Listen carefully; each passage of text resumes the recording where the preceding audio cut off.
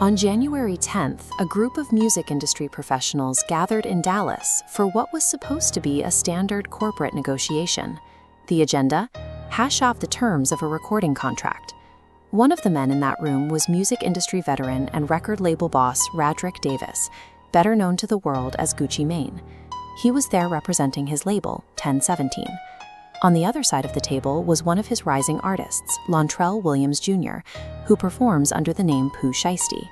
He'd been signed to Gucci Mane's label since 2021, and this meeting was set up to supposedly renegotiate his deal. But there was no negotiation. Instead, Shiesty, his father, and 7 co-conspirators executed a coordinated armed takeover of the studio. The crew held Gucci Mane at gunpoint, forcing him to sign the new contract. Another victim in the room was choked until he nearly lost consciousness. While one of the defendants barricaded the studio door to trap everyone inside, the rest of the crew systematically stripped the victims of their Rolex watches, jewelry, and other high-value items. Which raises a question. How did a famous, highly recognizable artist, who was already serving federal home confinement, believe he could pull off a 1920s-style mob heist and escape the modern justice system? The short answer is he couldn't. Federal and local investigators didn't need to tap into complex digital surveillance to start building their case. They began with the physical paper trail the crew left behind. The planning phase alone linked the perpetrators to the crime. Pooh Shiesty's father, Lonnie Williams Sr., used his own personal information to sign for the rental records on the getaway vehicles. Inside the Dallas studio, the execution of the crime was equally careless. Crime scene investigators recovered fingerprint evidence from the room that definitively matched at least 2 of the defendants. The perpetrators left an undeniable physical trail before any high-tech tracking even came into play.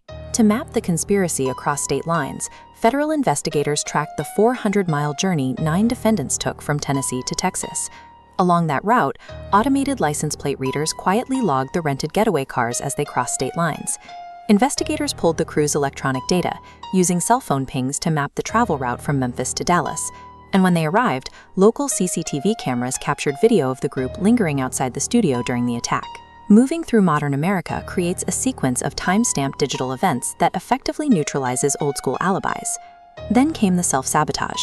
The entire operation was compromised by an obsession with online clout.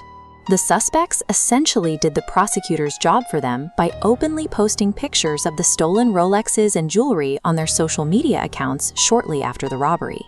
At the time of the ambush, Williams Jr. was under strict electronic tracking conditions following a prior firearms conviction in Florida. His presence in Dallas was a direct violation of his home detention, and GPS data placed him exactly at the location of the incident. By combining online arrogance with a complete disregard for an active ankle monitor, the crew handed investigators ironclad federal proof. The fallout was swift. A multi-agency task force executed coordinated raids across Dallas, Nashville, and Memphis, resulting in the arrest of 8 individuals, including Pooh Shiesty and his father. Legally, the heist was a complete failure. A recording contract signed under the threat of a firearm is void the moment the ink dries. But federal kidnapping and armed robbery charges are permanent. The U.S. attorney issued a blunt warning in the aftermath.